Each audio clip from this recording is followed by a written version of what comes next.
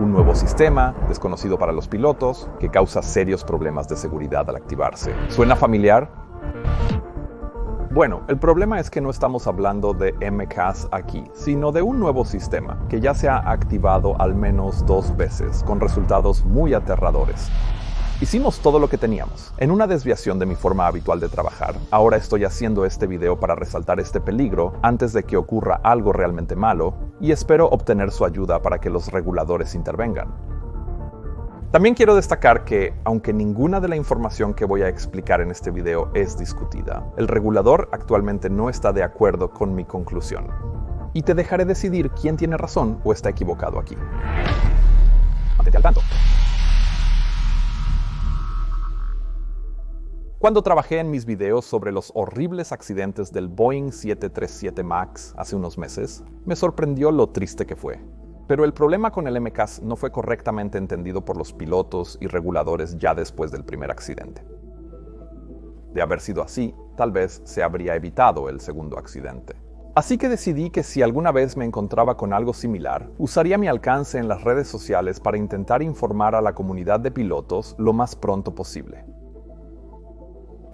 Pero al mismo tiempo pensé que esto nunca volvería a suceder, porque mi industria aprendió de las duras lecciones que se le han enseñado. Entonces, todos los sistemas ya deben estar bien comprendidos, evaluados y explicados, ¿cierto? Bueno, te dejaré ser el juez de eso. Ahora, contaré esta historia en el contexto de 2 incidentes separados que ocurrieron en 2023. Pero dado que este video se hace en un esfuerzo preventivo, en lugar de aprender de algo horrible que ya ha sucedido, tengo acceso a información muy limitada sobre el primer incidente y solo al informe preliminar del segundo. Pero es realmente importante señalar que lo que sucedió en estos vuelos ya está descrito en el informe interino de la Junta Nacional de Seguridad en el Transporte, así como en alguna información filtrada de la FAA. Y no hemos encontrado nada que dispute cómo se desempeñaron los sistemas relacionados, ni los efectos que tuvieron. Por lo tanto, lo único que realmente se cuestiona aquí es cómo la FAA y posteriormente la EASA han decidido reaccionar al respecto.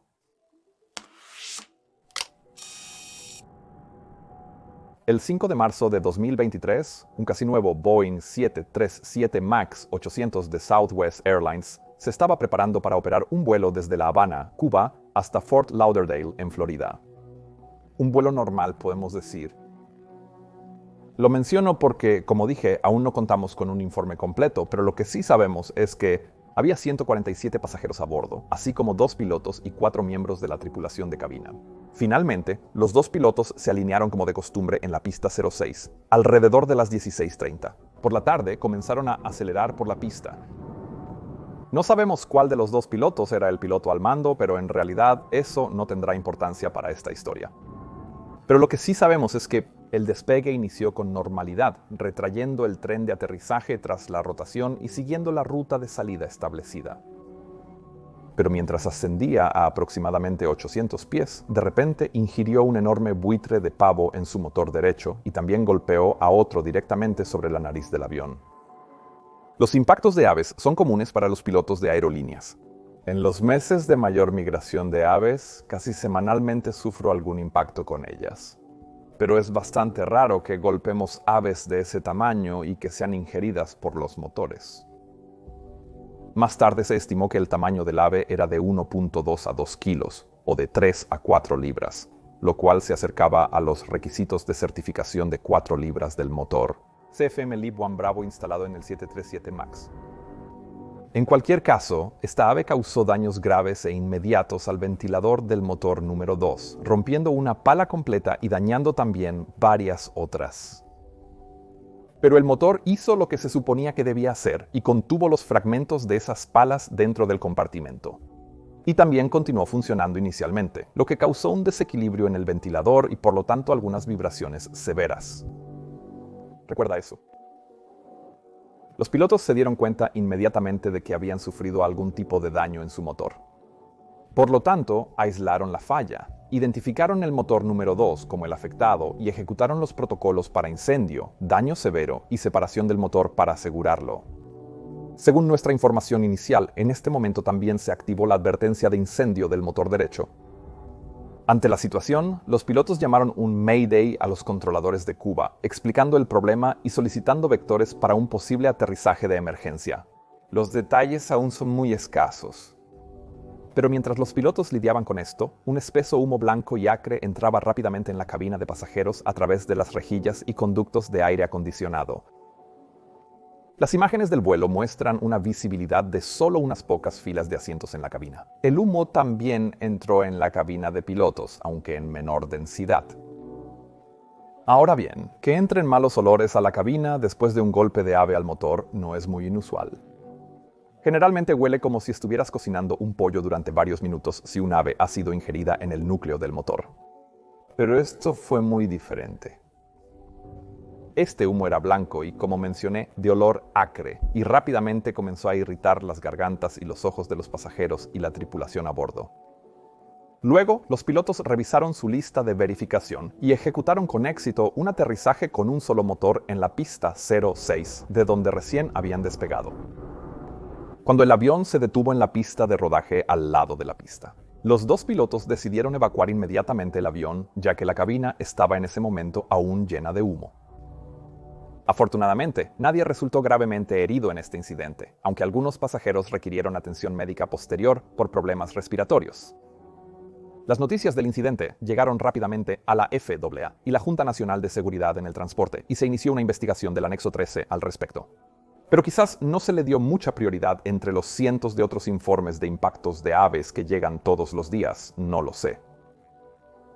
Lo que sí sabemos es que inicialmente no pasó mucho, pero pronto resultaría que esto estaba lejos de ser solo un impacto de ave normal. Avancemos hasta el 20 de diciembre de 2023, unos 9 meses después del primer evento. Otra tripulación de Southwest Airlines se preparaba para operar el vuelo 554 desde el Aeropuerto Internacional de Nueva Orleans hasta Tampa, Florida. Otra vez se usó un Boeing 737 MAX 800 relativamente nuevo. Y resulta que el hecho de que fuera un MAX va a ser importante aquí. Pero quiero enfatizar aquí que el MAX no es la única aeronave afectada por lo que estoy a punto de contarte. En cualquier caso, la preparación para este vuelo procedió de manera normal, con el clima a lo largo de la ruta esperado para ser bueno. En el aeropuerto solo había algunos vientos ligeros desde una dirección noreste, pocas nubes y una temperatura de 16 grados Celsius. Un gran día para volar.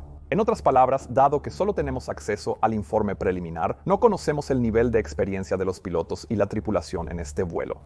Pero sí sabemos que había 133 pasajeros y 6 tripulantes a bordo, y que el capitán iba a operar como piloto al mando en esta etapa en particular. Una vez que todos abordaron y se completó el prevuelo, los pilotos terminaron su lista de verificación antes de solicitar remolque y encendido al controlador aéreo de Nueva Orleans. Después de haber arrancado sus motores, lo cual en el MAX lleva mucho tiempo, el vuelo 554 de Southwest Airlines pronto comenzó a rodar hacia la pista 11 para despegar. La lista de verificación antes del despegue y los procedimientos asociados se completaron de acuerdo con los procedimientos operativos estándar, y a la hora 14:14, la aeronave recibió su autorización para despegar y el capitán movió las palancas de empuje hacia adelante.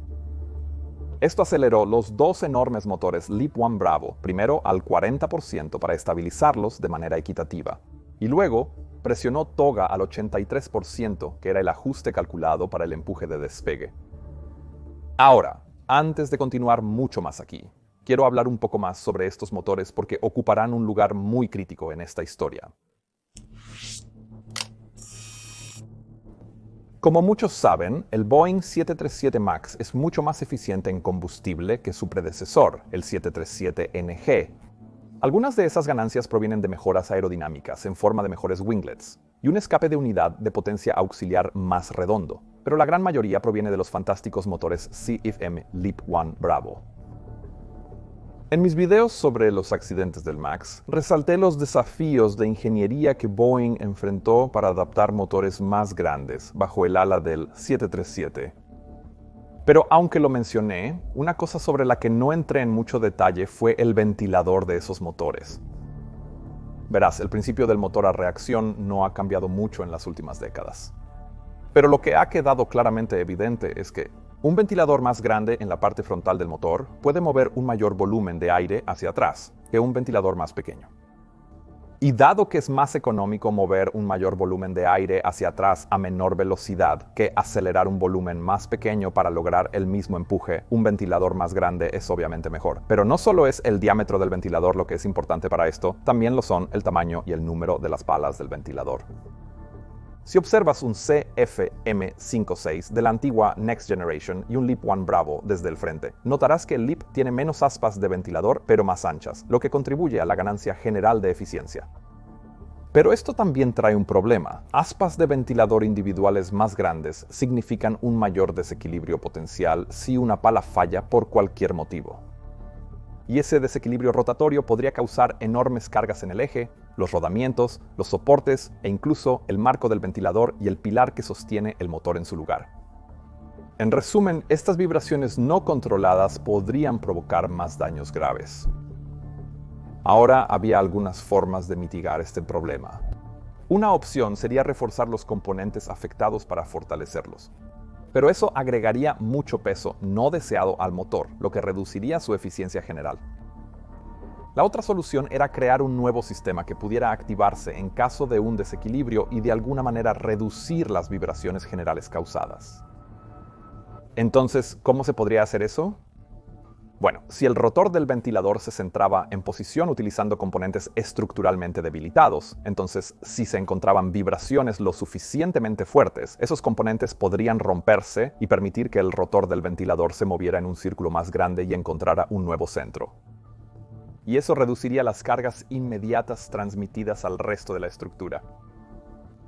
Esta fue una solución muy inteligente que permitió grandes ahorros de peso y se le nombró el dispositivo de reducción de carga. El dispositivo de reducción de carga fue diseñado para operar completamente de manera independiente de cualquier intervención del piloto, básicamente solo para ayudar a los pilotos en caso de un daño severo. Por lo tanto, no se describió en ningún manual de piloto. Pero resulta que había una característica de este dispositivo de reducción de carga que inicialmente se entendía muy mal y de la cual los pilotos estadounidenses que realmente vuelan el MAX habrían apreciado mucho tener conocimiento. La activación del dispositivo de reducción de carga abriría el cárter de aceite A, creando un espacio entre la brida del soporte de los cojinetes traseros 1 y 2 y el marco del ventilador. En caso de que se activara el dispositivo de reducción de carga la mayor parte del aceite del motor, sería liberado casi instantáneamente en el flujo de aire del motor y por lo tanto en el núcleo antes de las etapas del compresor del motor. Eso podría no sonar tan mal, pues el motor ya habría fallado y no necesitaría el aceite de todos modos. Pero aquí es donde llegamos al siguiente detalle técnico, el sistema de aire acondicionado. Cabe señalar que el sistema dispositivo de reducción de carga no es exclusivo del motor LEAP One Bravo del 737 MAX. También se usa en el LEAP One Alpha, instalado en la mayoría de los Airbus A320neo, así como en los motores que impulsan el Boeing 777, el 787 y posiblemente otros motores modernos también. Pero al menos en el caso del 787 no vendría con los mismos efectos que voy a describir y no tengo claro todos los efectos que tendrá en el Airbus o el Boeing 777 tampoco, ya que estos eventos ocurren tanto en el 730 y 7 MAX como en el MAX. El diseño del aire acondicionado haría que esta característica sea muy relevante, como veremos pronto. Regresemos al jet de Southwest, que ahora estaba acelerando por la pista en Nueva Orleans. El despegue fue inicialmente sin incidentes, y después de la rotación, el capitán pidió al primer oficial que levantara el tren de aterrizaje y todo continuó completamente normal, hasta que a una altitud de alrededor de 800 pies, donde el capitán gritó pájaro al ver algo negro pasar rápidamente por su ventana izquierda. En cuestión de momentos, los pilotos pudieron escuchar un golpe, seguido de severas vibraciones, una pérdida total de empuje del motor número 1. Con una campana de fuego, advertencia maestra e iluminación de palanca de fuego a la izquierda. El capitán instintivamente empujó a la derecha para contrarrestar la guiñada y luego llamó por el fuego del motor, lista de verificación de daño severo o separación de la tarjeta de referencia rápida. Pero tan pronto como el primer oficial comenzó a ejecutar estos ítems, un intenso humo blanco acre comenzó a llenar rápidamente la cabina. Luego informó que, en segundos, apenas podía ver al capitán en el asiento izquierdo, así que inmediatamente gritó máscaras. Después de unos segundos, ambos pilotos sacaron sus máscaras de las cajas de almacenamiento y se las pusieron rápidamente. Ahora, las máscaras de oxígeno de la tripulación en la cabina están diseñadas para poder ponerse con una sola mano. Para hacer eso, agarramos el mango rojo y sacamos la máscara de la caja, apretando el mango, lo que infla la parte trasera de la máscara. Así se expande y facilita colocarla sobre nuestra cabeza. Cuando luego se suelta el mango, la máscara se contraerá y sellará firmemente sobre nuestra cara. Y después de eso, podemos elegir los ajustes como normal, que mezcla el aire exterior, y oxígeno 100, que proporciona el 100% de oxígeno, a demanda, o emergencia, que proporciona 100% de oxígeno bajo presión positiva, algo que es bueno si hay humo o vapores presentes. Estas máscaras son efectivas para su propósito. Pero aunque pueden ajustarse con una sola mano, la realidad es que los pilotos primero tendrían que quitarse los auriculares, luego ponerse la máscara y finalmente volver a ponerse los auriculares. Mientras que potencialmente también, dependiendo del tipo de máscara, tendrían que cambiar el control de audio a máscara para poder comunicarse. Volver a ponerse los auriculares normalmente requiere ambas manos para hacerlo de manera adecuada. Y si tienes cosas como gafas, puede ser aún más complicado. Recuérdalo, será importante después.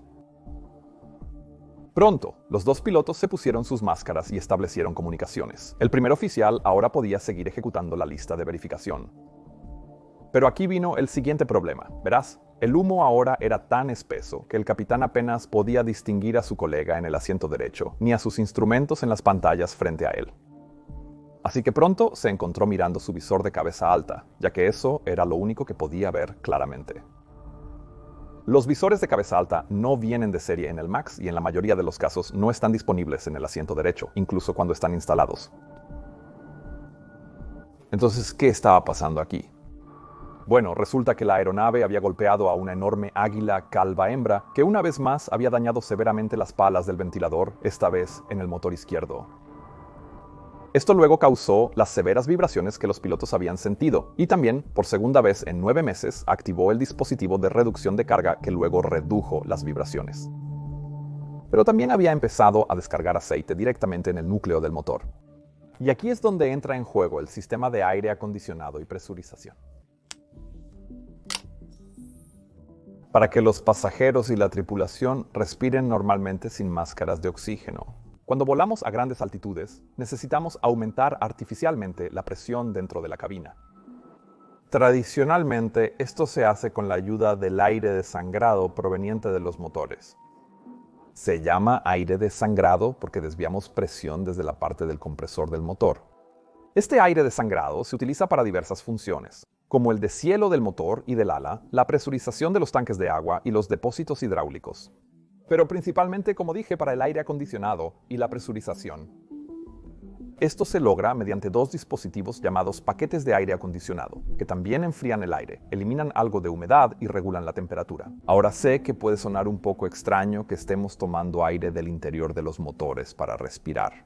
Pero recuerda que, en condiciones normales, este aire se extrae antes de las cámaras de combustión, por lo que está completamente limpio. Este sistema de aire desangrado roba algo de empuje de los motores, por lo que no es muy eficiente. Por eso el Boeing 787 usa compresores eléctricos para esto. Pero en general, es una solución muy común y práctica que la mayoría de los aviones todavía utilizan en el Boeing. Desde la generación clásica, pasando por la Next Generation hasta el 737 MAX, este sistema de presurización ha sido dividido en dos sitios diferentes. El líder del motor derecho suministra aire a la cabina de pasajeros y en menor grado a la cabina de pilotos. El motor izquierdo suministra sangrado principalmente a la cabina de pilotos. Claramente, el motor izquierdo suministra más aire desangrado del requerido para la cabina de pilotos. Por lo tanto, parte de este también va a algo conocido como el colector de mezcla y luego se distribuye en la cabina también. Pero la tasa de ventilación es significativamente más alta en la cabina de pilotos que en el resto de la cabina. Ahora, este sistema incluye varias válvulas de retención construidas para desconectar el sistema si se detecta una condición de sobrepresión o de sobretemperatura. Y uno de esos sensores se llama válvula de cierre de regulación de presión, o Pressure Regulating Shut-Off Valve, que se activa para cerrar si las revoluciones por minuto del núcleo, también conocido como N2, caen por debajo de 62. Eso detendría todo el sangrado de aire proveniente del motor afectado. Ahora que has escuchado todo esto, ¿empiezas a ver el problema en este escenario? Después de que el impacto de un pájaro activó el dispositivo de alivio de carga, ahora descargó alrededor de 14 cuartos o 13 litros de aceite de motor directamente en el compresor. Una vez que estuvo allí, luego fue calentado por la compresión y básicamente carburado en un aerosol fino que luego fue succionado en el sistema de aire acondicionado en la cuarta y la 10ª etapa del compresor. Las partículas de aceite fueron empujadas a través del aire acondicionado hacia la cabina de mando, apareciendo como un denso y acre humo blanco.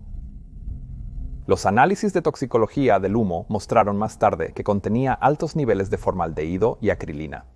Los niveles son tan altos que, en este escenario, podrían alcanzar niveles potencialmente letales en 39 segundos. Eso fue lo que sucedió a bordo del vuelo 554. El Águila había golpeado el motor izquierdo, llenando de humo la cabina. En contraste con el incidente previo en Cuba, donde el humo del motor derecho afectó principalmente la cabina de pasajeros.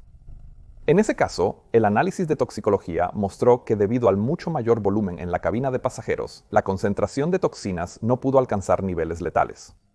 Pero aún podría ser muy incómodo y, por supuesto, representar un riesgo para las personas con condiciones preexistentes. También quiero mencionar aquí que soltar la máscara de oxígeno del pasajero no ayudaría en este escenario, ya que no están selladas y funcionan mezclando el oxígeno generado con el aire circundante, por lo que el humo se inhalaría de todos modos. Lo digo porque en el accidente de Cuba, los pasajeros aparentemente forzaron los paneles de las máscaras de oxígeno para obtenerlas, lo que, como expliqué, no habría sido útil. No obstante, los pilotos del vuelo 554 ya tenían puestas sus máscaras de oxígeno, permitiéndoles respirar de forma segura, pero la visibilidad seguía siendo una gran preocupación. El primer oficial siguió leyendo la lista de verificación, llegando pronto al paso de confirmar tirar del mango de fuego del motor. Una vez que se tiró de la palanca, el humo comenzó a disiparse y la visibilidad mejoró. El aire era suministrado por el motor derecho, ya que el motor izquierdo había fallado, lo que significaba que las revoluciones por minuto del núcleo habían caído por debajo del 62%, aproximadamente 16 segundos después de que el Águila impactara, y eso ya había cerrado el PRS-OVI. Así que, en el momento en que el primer oficial tiró de la manija de incendio, ya habían pasado casi 2 minutos y medio, lo que significaba que el humo probablemente ya había comenzado a mejorar antes de que se tirara de la manija. Pero esto también implicaba que el humo podría haber empeorado si el motor hubiera seguido funcionando, como en el evento de Cuba.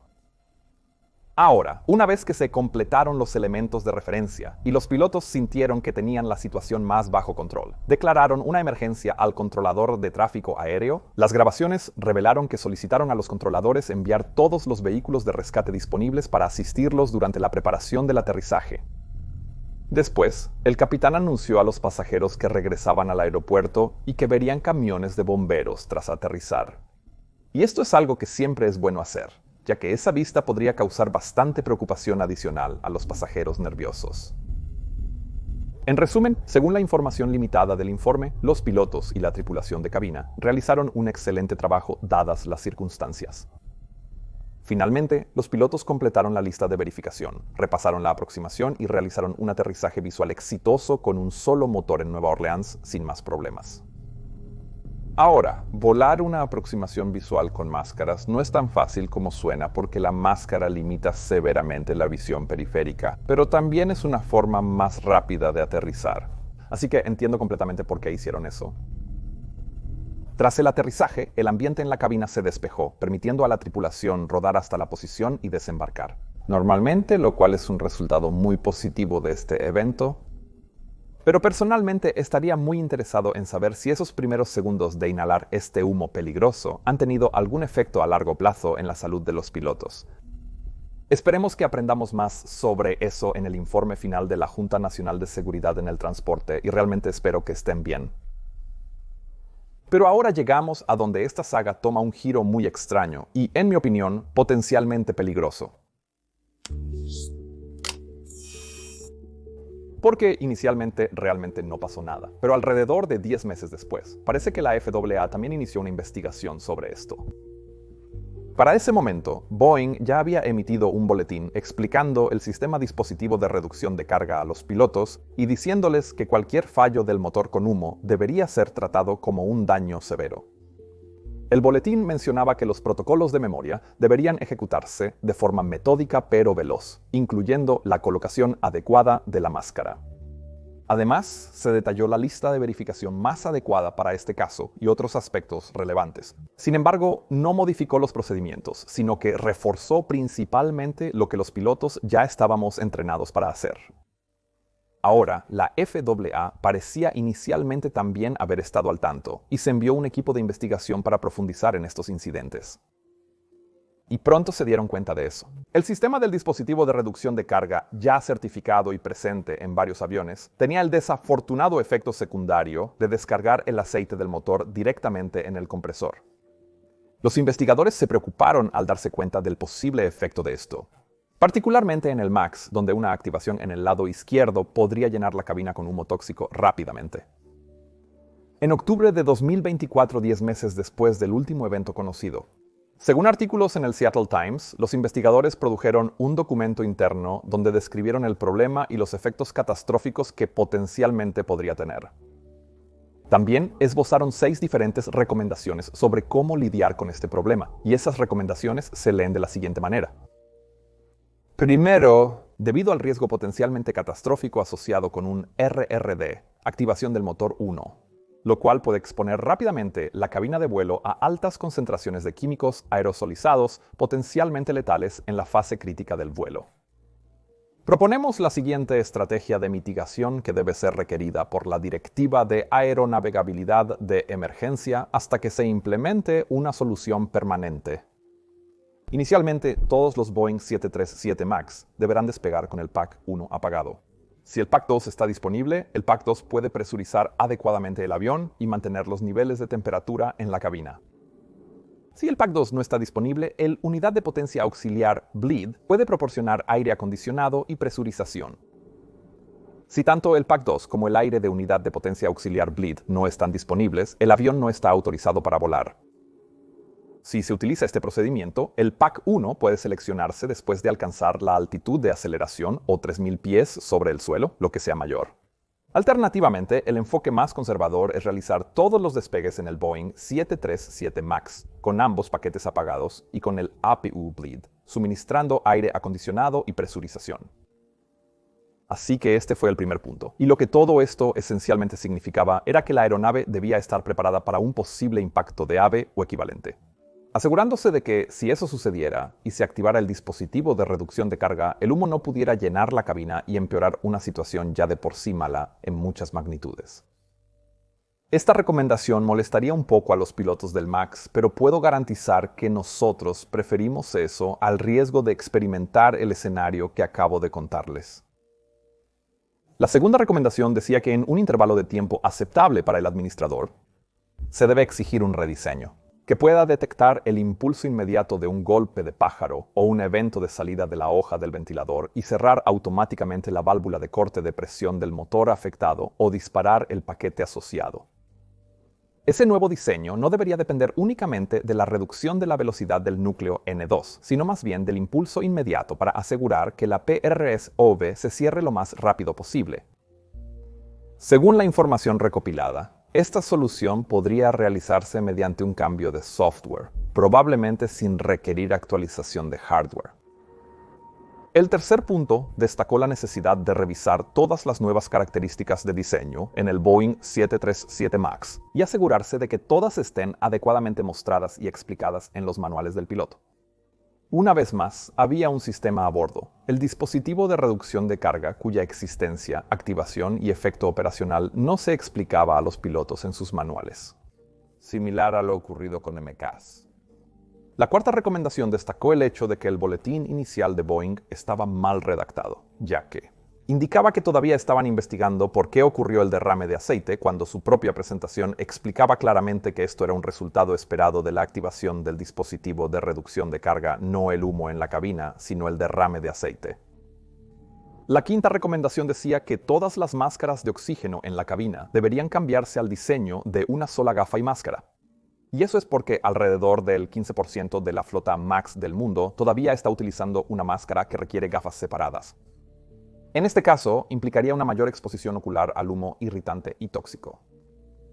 Y finalmente, la sexta recomendación requería que Boeing reevaluara la probabilidad de una activación del ALRD. Como habían indicado durante la certificación, que esperaban un máximo de un evento cada año, pero esos dos eventos ocurrieron con 9 meses de diferencia, lo que podría haber sido una casualidad, pero también podría no serlo. Ahora, todas estas recomendaciones fueron, desde la perspectiva de un piloto, muy razonables y al grano. Si hay algo que todos deberíamos haber aprendido de los accidentes del Boeing 737 MAX es que es mejor prevenir el riesgo de que ocurra que asumir que los pilotos reaccionarán de cierta manera e informarlos solo a través de un boletín. Entonces, ¿qué piensan que hizo la FAA aquí? Bueno, sea lo que sea, ciertamente no añadió ninguna acción para remediar esta situación. De hecho, la única razón por la que sabemos sobre las recomendaciones de estos investigadores es porque su memo interno fue filtrado a la prensa y luego publicado por Bloomberg y el Seattle Times, entre otros. Después de recibir la información de sus investigadores, la FAA aparentemente convocó una junta de revisión de acción correctiva. Y en esa revisión decidieron que no se necesitaban recomendaciones ni una directiva de aeronavegabilidad de emergencia en ese momento. Informes no confirmados también indican que el investigador principal que había emitido esas recomendaciones también fue repentinamente removido de esas investigaciones. Ahora, la Junta Nacional de Seguridad en el Transporte está trabajando en su propia investigación sobre estos incidentes, lo cual nuevamente es de lo que basó la mayor parte de esta historia. Y es posible que eventualmente emitan sus propias recomendaciones, lo cual espero que hagan. Pero eso simplemente no ayuda al hecho de que parece haber algo muy problemático sucediendo aquí. Me he acercado a la FAA pidiendo su versión de la historia y cómo su CARB llegó a la conclusión de que esto no constituía un riesgo suficientemente grande para actuar. Y acabo de recibir esta respuesta, más una promesa de una llamada que nunca se materializó. Así que aquí viene la declaración. La FAA realizó una Junta de Revisión de Acción Correctiva, SARB, el 26 de noviembre de 2024 para discutir los impactos de aves en los motores LEAP-1 Bravo de CFM, lo que llevó a la entrada de humo en las aeronaves Boeing 737 MAX. El trabajo de la CARB incluyó la evaluación de varias recomendaciones internas de seguridad de la FAA y con base en los datos disponibles. La CARB determinó que el problema no requiere una acción inmediata y que la FAA seguirá su proceso estándar de reglamentación para abordarlo.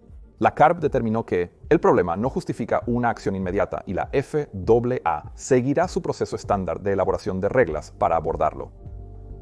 La FAA emitió una notificación de aeronavegabilidad continua a la comunidad internacional CANIC sobre nueva información que Boeing proporcionó a los operadores de aeronaves con motores LEAP-1 Bravo. La nueva información contiene instrucciones mejoradas que dirigen a la tripulación de vuelo más rápidamente a las acciones apropiadas. Cuando experimenten indicaciones anormales del motor, la FAA continúa evaluando si estos eventos podrían afectar a los motores con diseños estructurales similares. Como pueden ver, esto realmente no respondió nada, y seguí haciendo más preguntas, pero no he recibido ninguna respuesta.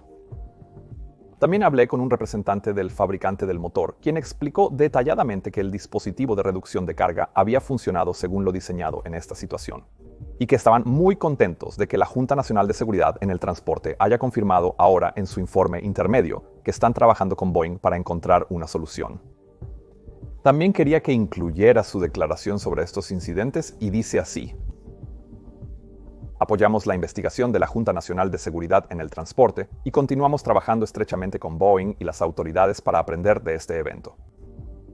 Ahora, la EASA, la Agencia Europea de Seguridad, aparentemente participó en la CARB de la FAA y también estuvo de acuerdo con su conclusión, lo que hace que toda esta situación sea aún más desconcertante para mí.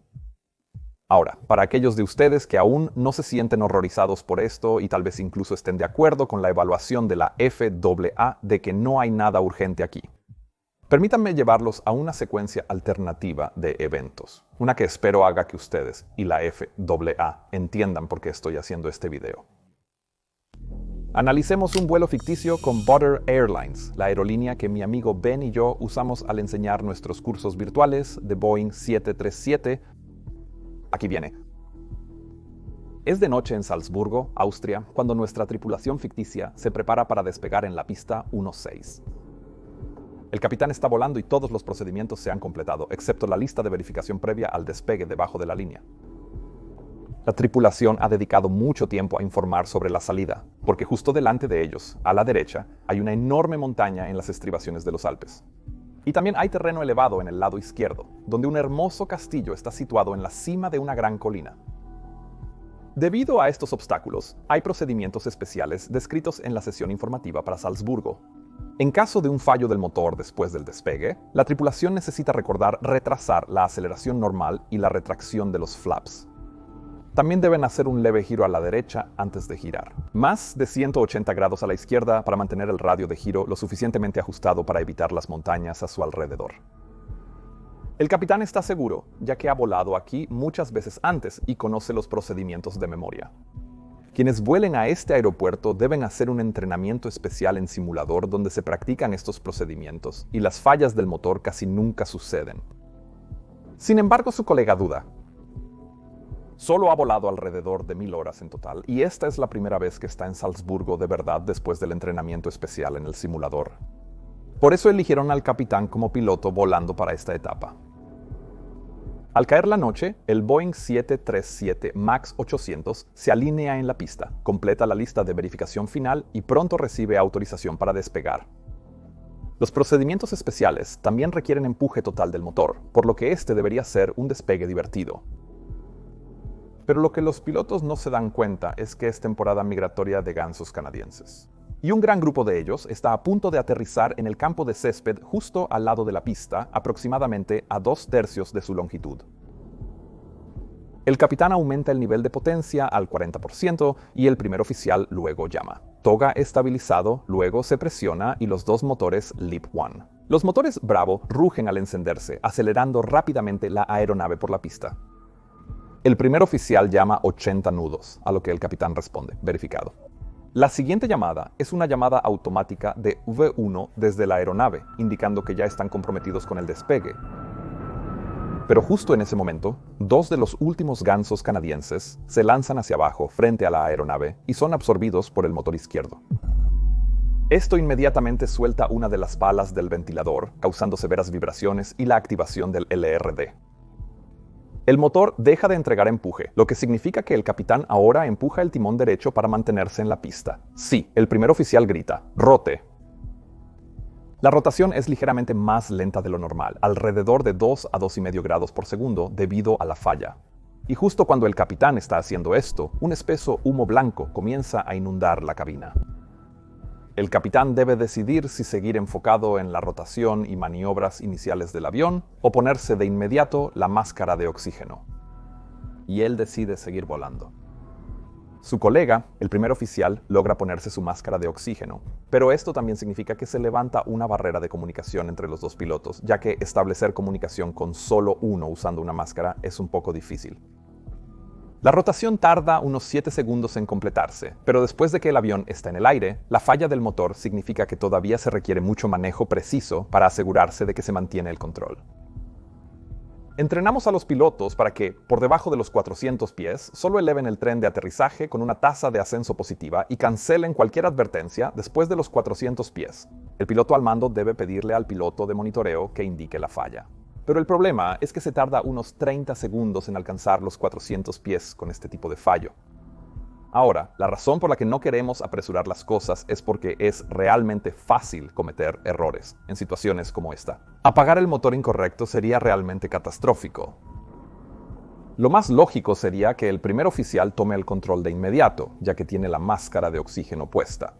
Pero tomar el control durante una falla del motor a baja altitud no es tan fácil como podría sonar. Recuerda que, según la concentración de humo, quizás ni siquiera puedas ver bien tus instrumentos. Así que el capitán sigue concentrado en su vuelo, al menos al principio, todo mientras tose con los ojos irritados. Y también se le está haciendo cada vez más difícil ver sus instrumentos a través de sus lágrimas y el humo. ¿Recuerdas cuánto tiempo teóricamente tomó para que los niveles de formaldehído y acroleína alcanzaran niveles mortales en estos eventos? Sí, solo alrededor de 39 segundos, según ese documento filtrado. Entonces, cuando este avión alcanza los 400 pies, ya han pasado 37 segundos y el capitán comienza a desplomarse en su asiento. El primer oficial lo llama, pero no recibe ninguna respuesta, por lo que el primer oficial ahora toma el control según los procedimientos operativos estándar. Pero le cuesta ver el instrumento ya que no tiene una pantalla de visualización frontal. Y frente al avión, las montañas ahora se ciernen. El primer oficial está solo, el motor falló, la cabina está llena de humo y debe realizar una compleja maniobra por sí mismo. Mientras también realiza los elementos de memoria para un daño severo del motor con el fin de detener que el humo siga llenando la cabina, esto no se ve bien. Ahora, si ustedes creen que estoy exagerando, no lo estoy. Hasta donde sé, ninguna aerolínea está entrenando a sus pilotos en cómo lidiar con una falla severa del motor combinada con un evento de humo al mismo tiempo. Y ciertamente no con una incapacidad del piloto. Añadido a eso, todas estas situaciones podrían darse si esto sucediera en el momento y lugar incorrectos. Cabe destacar que estas activaciones ya han sucedido en 2 ocasiones. ¿Podría el capitán ponerse su máscara en el ejemplo mostrado? Quizás, pero de nuevo, confiaría en él, solo concentrándose en volar durante la rotación y el ascenso inicial. Y en cualquier caso, un quizás simplemente no es suficiente aquí. Entonces, sabiendo todo esto, si estuvieras sentado en la parte trasera de esta aeronave ascendiendo desde Salzburgo, ¿preferirías que estos pilotos simplemente hubieran recibido la indicación de apagar el paquete izquierdo para evitar todo este escenario? Sí, el motor aún habría fallado, pero ahora habría sido una falla del motor como cualquier otra, algo para lo que la tripulación estaría bien entrenada.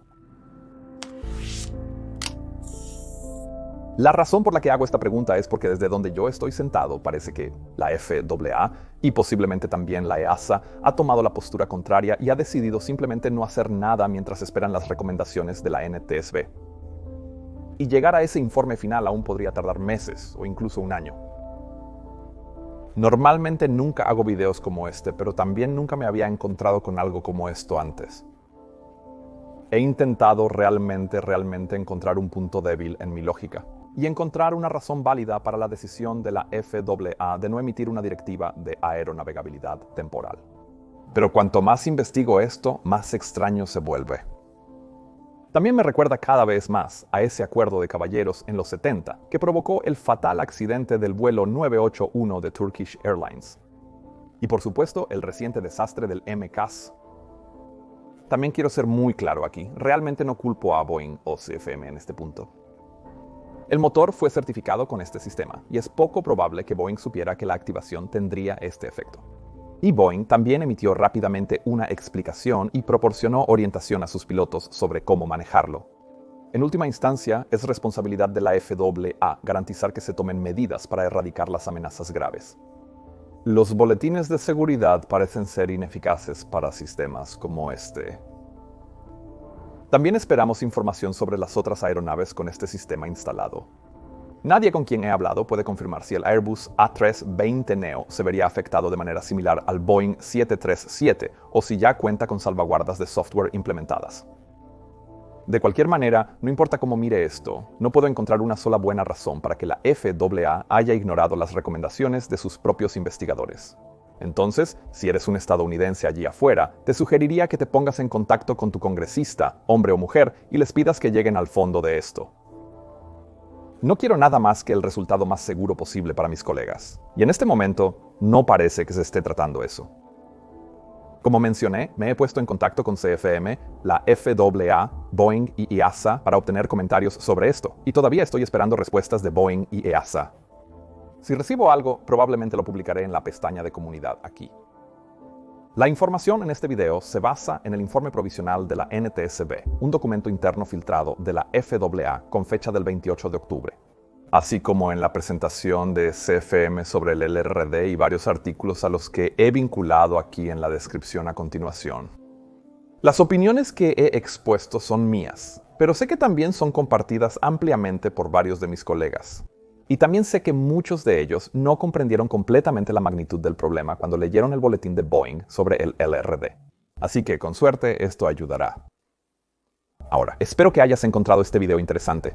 Por favor, mira estos videos a continuación y considera unirte a mi equipo en Patreon si deseas apoyar este tipo de trabajo. Mi nombre es Peter Hörnfeld y estás viendo Mentor Pilot. Que tengas un día absolutamente fantástico y nos vemos la próxima vez. Adiós.